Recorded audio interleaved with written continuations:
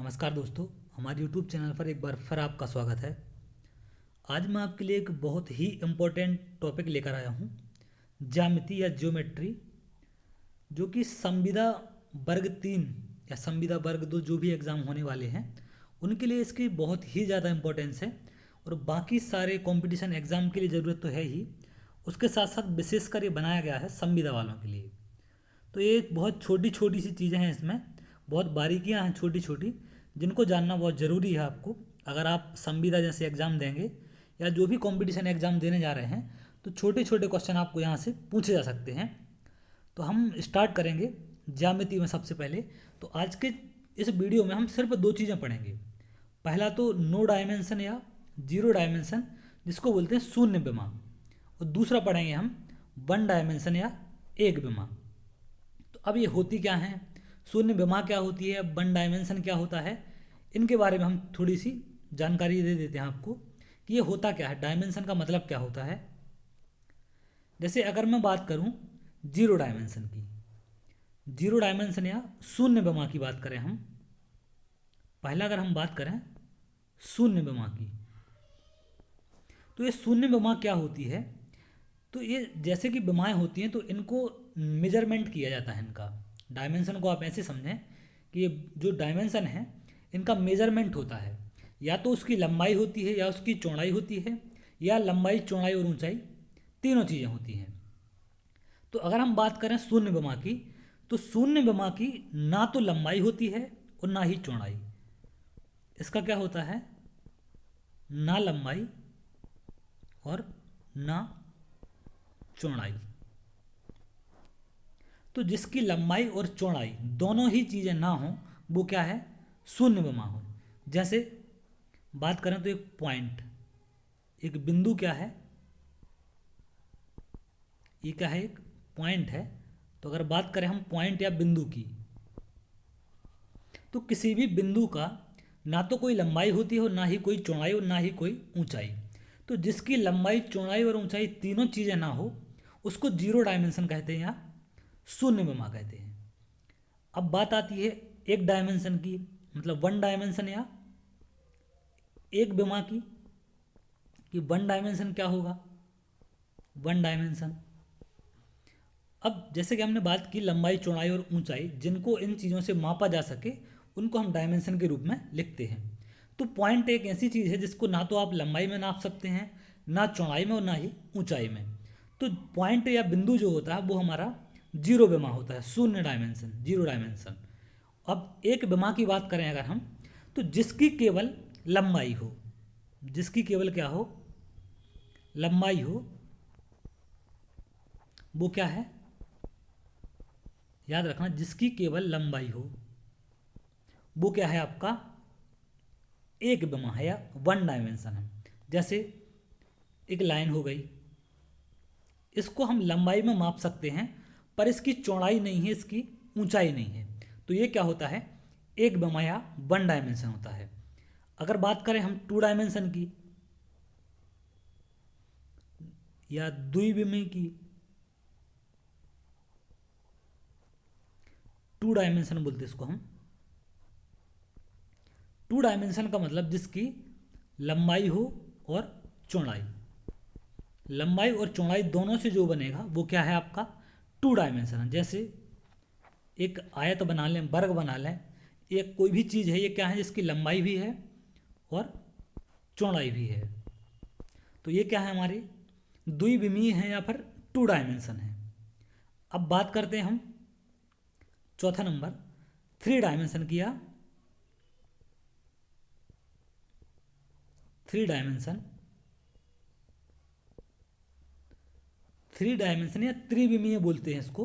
तो three dimension का मतलब क्या होता है, लंबाई चौड़ाई के साथ साथ उसकी क्या हो जाए, ऊंचाई और बन जाए, लंबाई प्लस चौड़ाई प्लस ऊंचाई, जिनमें ये तीनों चीज़ें होंगी वो क्या है थ्री डायमेंशन। जैसे अगर मैं एक ऐसे बना दूं, आपको एक घन बना दूं, क्यूब, तो ये क्या है आपका थ्री डायमेंशन है, जिसमें लंबाई है, चौड़ाई है और ऊंचाई है। इसको आप ऐसे समझ सकते हैं कि जैसे द्विविमीय का मतलब आपके कमरे की सिर्फ एक दीवार, त्रिविमीय या थ्री डायमेंशन का मतलब आपका पूरा रूम, जिसकी लंबाई है, चौड़ाई है और ऊंचाई है। तो ये तो है बेसिक जानकारी की, जो जीरो डायमेंशन क्या होता है, वन डायमेंशन क्या होता है, टू डायमेंशन क्या होता है, थ्री डायमेंशन क्या होता है। तो जीरो डायमेंशन का मतलब होता है ना लंबाई, ना चौड़ाई और ना ही ऊंचाई। जिसकी तीनों चीज़ें नहीं हैं वो क्या है, जीरो डायमेंशन है। जैसे पॉइंट या बिंदु।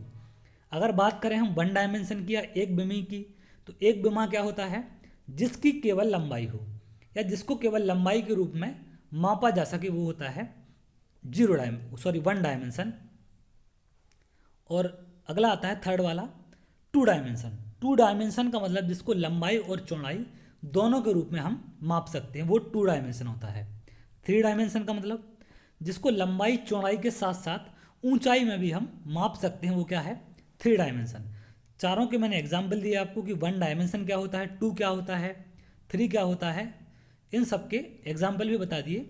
तो आज हम पढ़ने वाले हैं सिर्फ ये दोनों, शून्य डायमेंशन या जीरो डायमेंशन और दूसरा है वन डायमेंशन।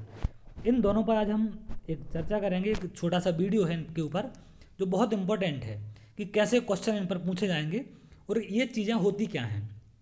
तो चलिए हम एक एक करके स्टार्ट करते हैं। सबसे पहले आते हैं हम जीरो डायमेंशन पर। जैसे कि मैंने अभी बताया आपको, जीरो डायमेंशन या नो डायमेंशन या शून्य विमा बोलते हैं इसको हम। तो इसका एग्जाम्पल जैसे मैंने आपको दिया पॉइंट या बिंदु। तो बिंदु क्या होता है, बिंदु वह है जिसमें ना लंबाई, ना चौड़ाई और ना ही उसकी मोटाई हो। मतलब लंबाई, चौड़ाई और ऊंचाई अगर नहीं है तो वो क्या है, आपका पॉइंट है। जैसे कि एक ऐसे रख दें हम, तो ये क्या है, आपका एक पॉइंट है। इसकी ना तो लंबाई है, ना चौड़ाई है और ना ही ऊंचाई है। क्लियर है। अब इसमें और क्या क्या चीज़ें आपसे पूछ सकता है पॉइंट को लेके, या पॉइंट से क्या क्वेश्चन आपसे बन सकते हैं। सबसे पहली बात हम देखें, नोट वन, कि किसी एक बिंदु से अनंत रेखाएं गुजरती हैं। तो कोई भी अगर मैं एक पॉइंट ले लूँ एग्जाम्पल के लिए, ये मैंने एक पॉइंट ले लिया, तो इससे अनंत रेखाएं गुजरती हैं। जैसे कि ये हो गई, ये सारी क्या हैं, इस पॉइंट से गुजरने वाली रेखाएं हैं। तो किसी भी एक बिंदु से अनंत रेखाएं गुजरती हैं। ये चीज़ याद रखना, कोई भी एक पॉइंट है आपका, तो उससे अनंत रेखाएं गुजर सकती हैं। ये इंपॉर्टेंट है, ये थ्योरी के रूप में आपसे पूछ सकता है इसमें कि किसी भी एक बिंदु से कितनी रेखाएं गुजर सकती हैं। तो याद रखना, कितनी गुजर सकती हैं, अनंत रेखाएं इससे गुजर सकती हैं। आगे आते हैं, नोट नंबर 2 है, दो विभिन्न बिंदुओं से एक और केवल एक रेखा खींची जा सकती है। तो अगर दो पॉइंट हैं तो उनसे केवल कितनी रेखा खींची जा सकती है, एक। जैसे ये दो पॉइंट हैं एग्जाम्पल के लिए, अगर ये दो पॉइंट है तो इनसे केवल एक ही रेखा खींची जा सकती है। क्लियर है। ये दो आपके अगर पॉइंट है तो इनसे केवल एक ही रेखा खींची जा सकती है। इसका अगर हम नाम दे दें पी क्यू, तो दो पॉइंटों से केवल एक ही रेखा संभव है, पी क्यू या ए बी, कोई भी नाम दे दें। तो कोई भी दो पॉइंट आप कहीं भी ले लें, ऐसे जैसे मैंने ये ले लिए दो पॉइंट, तो इनसे भी मैं क्या कर सकता हूँ, केवल यहाँ से यहाँ एक ही रेखा खींच सकता हूँ। तो एक और ये सेकंड इंपॉर्टेंट पॉइंट था इसका, कि किन्हीं भी दो बिंदुओं से हम केवल एक ही रेखा खींच सकते हैं। चलिए आगे देखते हैं। अगला है, तीन या अधिक बिंदु संरेखीय कहलाते हैं यदि वे एक ही रेखा में स्थित हों या एक ही रेखा पर स्थित हों। और अगला है, तीन या अधिक बिंदु, पहला तो है कि तीन या अधिक बिंदु संरेखीय या कोलिनियर बोलते हैं इसको हम, कोलिनियर पॉइंट कहलाएंगे जब वो एक ही रेखा पर क्या हों, स्थित हों। तो पहले तो हम इसकी बात कर ले कोलिनियर की, कि जो संरेखीय बिंदु हैं वो क्या कहलाते हैं। जैसे एग्जाम्पल के लिए मैं ये 3 पॉइंट ले लूँ, आपको थोड़ा सा और दूर रख लेते इनको। ये मैंने 3 पॉइंट ले लिए। अब ये क्या है, एक संरेखी हैं, एक ही रेखा में हैं, तो इनसे हम क्या कर सकते हैं, एक ही रेखा में स्थित हैं तो इनको ऐसे हम मिला सकते हैं। अगर इनका हम नाम दे दें, ये ए है, ये बी है, ये सी है, तो यहाँ से आप ये बोल सकते हैं कि इनका थोड़ा सा नाम मैं डार्क कर दे रहा हूँ, ए है, बी है और सी है, तो यहाँ से हम ये कह सकते हैं कि ए बी सी क्या है, एक संरेखीय बिंदु है। क्लियर है? ए बी सी एक संरेखीय बिंदु है। इसको हम बोल सकते हैं कि जो ए बी और सी है वो क्या है, एक संरेखीय बिंदु हैं तीनों, ए बी और सी। क्लियर है? अगर तीनों एक ही लाइन में स्थित हैं तो उनको हम क्या कहेंगे, संरेखीय बिंदु। अगला है तीन या अधिक बिंदु जो एक रेखा में स्थित नहीं हो, असंरेखीय नॉन कोलिनियर पॉइंट कहलाते हैं। तीन बिंदु अगर एक ही रेखा में स्थित नहीं है, जैसे कि एग्जाम्पल के लिए ये हैं तीन पॉइंट मैंने ले लिए, मैं इनका नाम दे देता हूँ। अगर मैंने ये पॉइंट ले लिया कि ए बी सी, तो ये क्या एक ही रेखा में तीनों नहीं है, तो ये क्या होंगे, ए बी सी इसमें क्या होंगे, तीनों असंरेखीय कहलाएंगे आपके। क्लियर है? नॉन कोलिनियर, कोलिनियर का मतलब होता है संरेखीय एक ही रेखा में होने चाहिए, और नॉन कोलिनियर का मतलब तीनों एक ही रेखा में ना हो, तो वो कहलाएंगे नॉन कोलिनियर। क्लियर है? या असंरेखीय बिंदु। तो ये दोनों में डिफरेंस है, यहाँ पर तीनों क्या हैं, संरेखीय हैं, और यहाँ पर तीनों असंरेखीय हैं। चलिए आगे देखते हैं। अगला है दो बिंदु सदा संरेखीय होते हैं। बहुत ही इंपॉर्टेंट चीज़ है ये। कोई भी दो पॉइंट अगर आप ले लें तो वो सदा क्या होते हैं, संरेखीय होते हैं। जैसे कि एग्जाम्पल के लिए मैं दो पॉइंट ले लूँ कोई भी, जैसे मैंने ये ले लिए दो पॉइंट, या मैं ऐसे पॉइंट ले लूँ या मैं ऐसे पॉइंट ले लूँ, आप कैसे भी चाहे इनको ले सकते हैं। तो ये हमेशा क्या होते हैं, संरेखीय होते हैं। जैसे दो पॉइंट हैं तो इनकी बात करूँ तो इनको हम क्या कर सकते हैं, मिला सकते हैं। इनकी बात करें तो इनको भी आप मिला सकते हैं और इनको भी आप मिला सकते हैं। मतलब ये क्या है, संरेखीय हैं। अगर इनको हम नाम दे दें A B C D E F, तो ए बी संरेखीय है। क्लियर है? ए बी क्या है यहाँ पर आपका संरेखीय होगा, ऐसे ही सी डी भी होगा, ऐसे ही ई एफ भी होगा। क्लियर है? तो कोई भी दो पॉइंट आप कहीं भी ले लें वो सदा क्या होंगे, आपके संरेखीय होंगे। तो ये बहुत इंपॉर्टेंट पॉइंट है, याद रखना इसको। अगली बात करते हैं, चार या चार से अधिक बिंदु एक वृत्तीय या कौन साइकिल या एक वृत्तीय कहलाते हैं यदि इनसे होकर एक वृत्त गुजरे। तो चार या चार से अधिक बिंदु एक वृत्तीय कहलाते हैं अगर इनसे होकर क्या हो, एक वृत्त गुजरे। तो कैसा वृत्त गुजरे, जैसे कि मैं पहले तो क्या करता हूं, चार बिंदु ले लेता हूं। मैंने ये चार बिंदु ले लिए हैं। अब क्या बोल रहा है कि इनसे होकर एक वृत्त गुजरे, तो ये क्या कहलाएंगे आपके, एक वृत्तीय कहलाएंगे सारे। क्लियर है? एक वृत्तीय का मतलब कैसे, ये वृत्त गुजर गया इन चारों बिंदुओं से। अगर मैं इनके नाम दे दूं ए बी सी डी, तो यहां पर ए बी सी डी क्या कहलाएंगे आपके, एक वृत्तीय बिंदु कहलाएंगे। ए बी सी डी एक वृत्तीय बिंदु है। अगर चारों बिंदुओं से एक वृत्त होकर गुजरे तो हम इनको क्या बोल सकते हैं कि ए बी और सी डी जो हैं वो चारों क्या हैं, एक वृत्तीय बिंदु हैं, क्योंकि इनसे होकर क्या हो रहा है, एक वृत्त गुजर रहा है। तो ये क्या होंगे, एक वृत्तीय बिंदु। आगे देखते हैं। अगला है कोई भी तीन असंरेख बिंदु हैं, जो कोई भी तीन असंरेख बिंदु नॉन कोलिनियर पॉइंट से केवल एक ही वृत्त गुजर सकता है। मतलब कोई भी तीन हम असंरेख बिंदु ले लें अगर, तो उनसे केवल क्या हो सकता है, एक ही वृत्त गुजर सकता है। जैसे अगर मैं कोई तीन ऐसे पॉइंट ले लूं तो इनसे क्या हो सकता है, केवल आपका एक ही वृत्त गुजर सकता है। कैसे,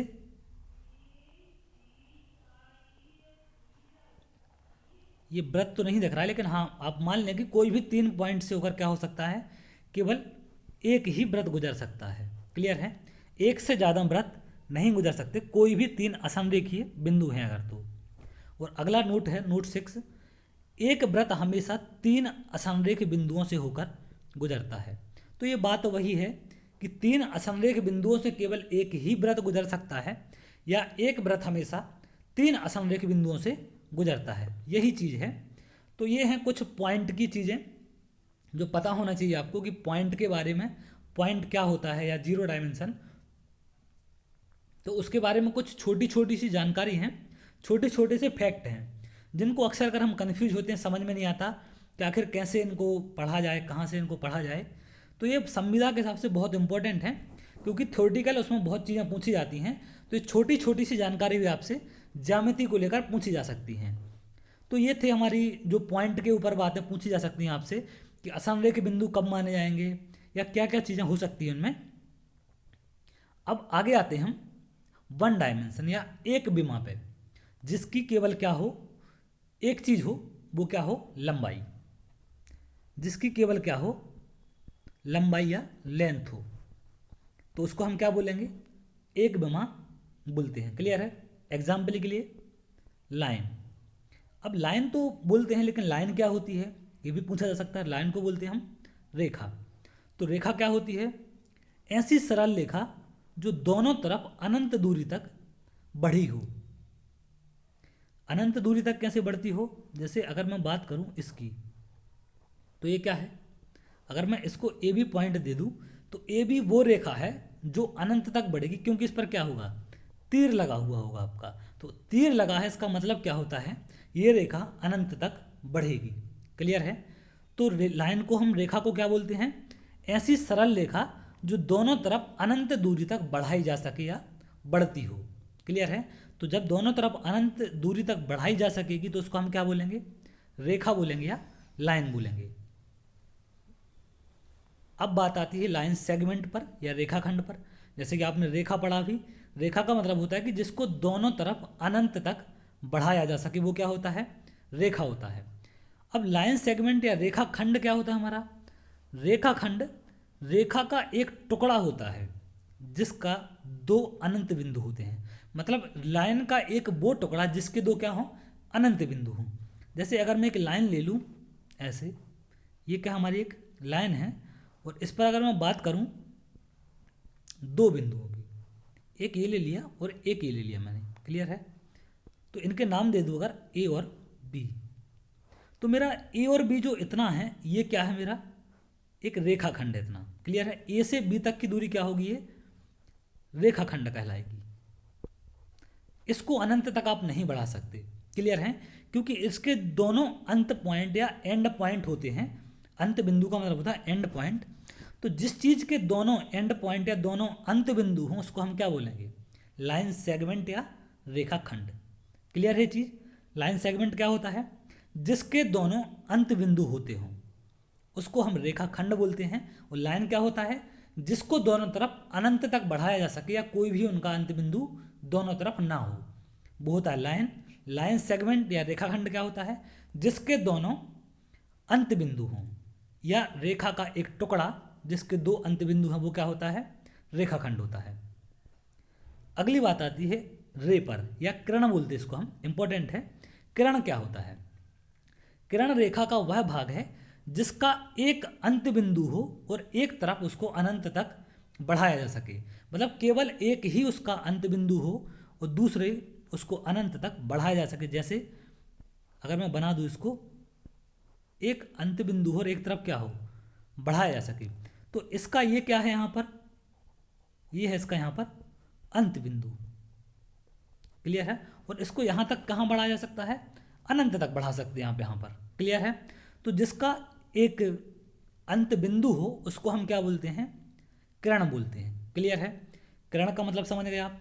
तीनों में डिफरेंस होता है, लाइन अलग होती है या रेखा अलग होती है, रेखाखंड अलग होता है और किरण अलग होती है। तीनों को एक ही ना समझें आप। रेखा का मतलब होता है कि जिसको हम दोनों तरफ अनंत तक बढ़ा सकें। रेखाखंड का मतलब होता है जिसका दोनों अंत बिंदु या एंड पॉइंट पता हो आपको, या जो रेखा का एक हिस्सा जिसके दोनों अंत बिंदु आपको पता है, वो क्या होगा, रेखाखंड होगा। और किरण का मतलब क्या होता है, जिसका केवल एक अंत बिंदु पता हो, दूसरा नहीं पता आपको कि वो कहाँ तक जाएगी। जैसे कि एक ये हो गया एग्जाम्पल मैंने दिया आपको, तो इसको हम क्या बोलते हैं, रेखाखंड बोलते हैं। इसका एक तो अंत बिंदु यहाँ है, बस दूसरा नहीं पता आपको कि होगा कि नहीं यहाँ पर। क्लियर है।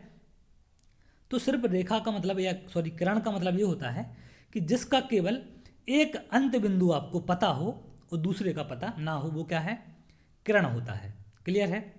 तो चलिए आगे देखते हैं। अब अगली बात आती है लाइन में ही कि पैरेलल लाइन क्या होती है या समांतर रेखाएं क्या होती हैं। समांतर रेखाओं को अप्रतिच्छेदी रेखा भी कहते हैं।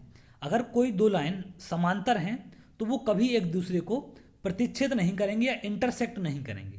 क्लियर है? तो इनको हम क्या बोलते हैं कि जैसे समांतर रेखाओं को कैसे होती हैं ये, अगर मैं इनको बोलूं तो ये दोनों क्या हैं, समांतर रेखाएं हैं।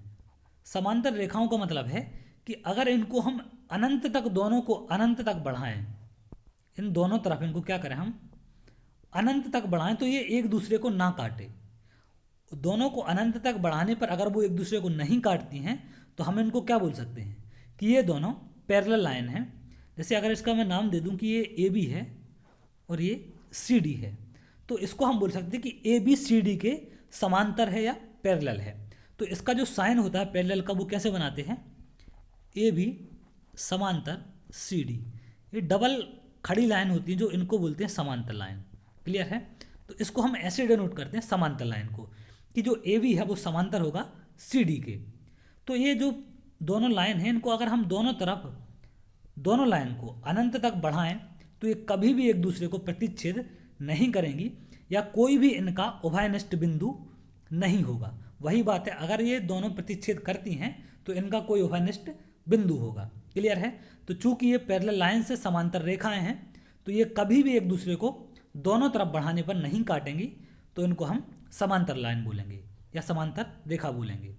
इनको एक और बोलते हैं अप्रतिच्छेदी रेखा। ये भी याद रखना कि कभी भी एक दूसरे को प्रतिच्छेद नहीं करती हैं, काटती नहीं हैं। क्लियर है? अगला पॉइंट आता है, दो समांतर रेखाओं के बीच लंबवत दूरी हमेशा समान होती है।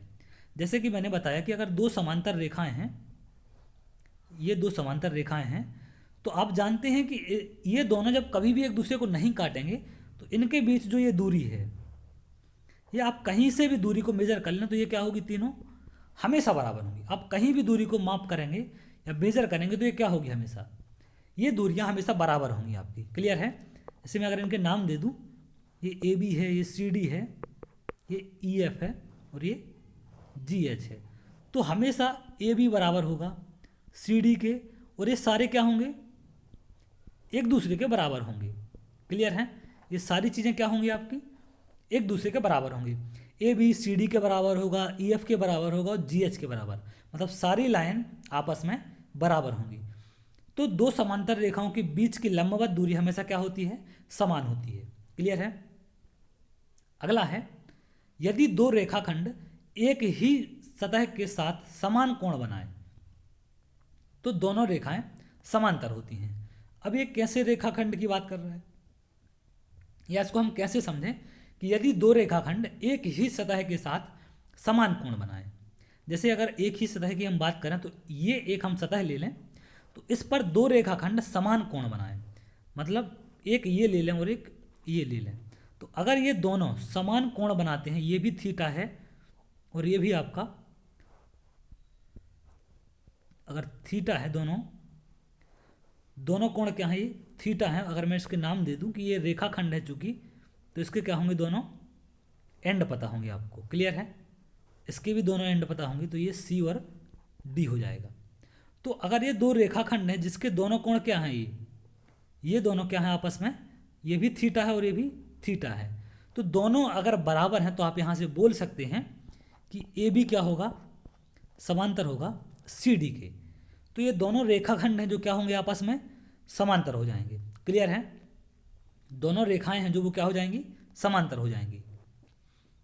तो ये थे कुछ इंपॉर्टेंट पॉइंट्स इसके, कि अगर ऐसी कंडीशन है तो इसको हम कैसे पता करेंगे कि ये समांतर हैं, क्या हैं। तो अगर दो एक ही जो रेखाखंड एक ही सतह पर समान हैं, वो कोण कैसे बनाते हैं, दोनों रेखाएं समान कोण बनाती हैं। अगर जैसे ये बना दिया और ये बना दिया, अगर दोनों थीटा कोण बनाती हैं, इसका मतलब ये दोनों क्या हैं, समान हैं। अगर दोनों के बीच का कोण ये समान बनेगा तो दोनों रेखाएं भी क्या होंगी, आपस में ये समान होंगी। तो इसको हम क्या बोल सकते हैं कि ए बी समान होगा सी डी के। तो चलिए, ये था छोटा सा एक वीडियो ज्यामिति पर, जिसमें मैंने जीरो डायमेंशन या शून्य विमा और एक विमा के बारे में बताया आपको जो भी वनडे एग्ज़ाम के हिसाब से बहुत इंपॉर्टेंट है, और सबसे ज़्यादा इंपॉर्टेंट है ये संविदा के हिसाब से। तो संविदा की तैयारी करने वाले लोग एक बार ज़रूर देखें इसको, क्योंकि छोटी छोटी सी चीज़ें पूछ लेता है आपसे कि रेखा क्या होगी, किरण क्या होती है, और रेखाखंड क्या होता है, बिंदु क्या होता है, एक बिंदु से कितनी रेखाएं गुजर सकती हैं। ऐसी सारी छोटी छोटी से पॉइंट है जो बहुत इंपॉर्टेंट है। तो इनको एक बार आप ज़रूर देखें और अपने दोस्तों के साथ शेयर कर दें जो भी तैयारी कर रहे हो इसकी। तो चलिए आज के लिए इतना ही। बहुत जल्द हम अगले वीडियो में इसके आगे का पार्ट लेकर आएंगे।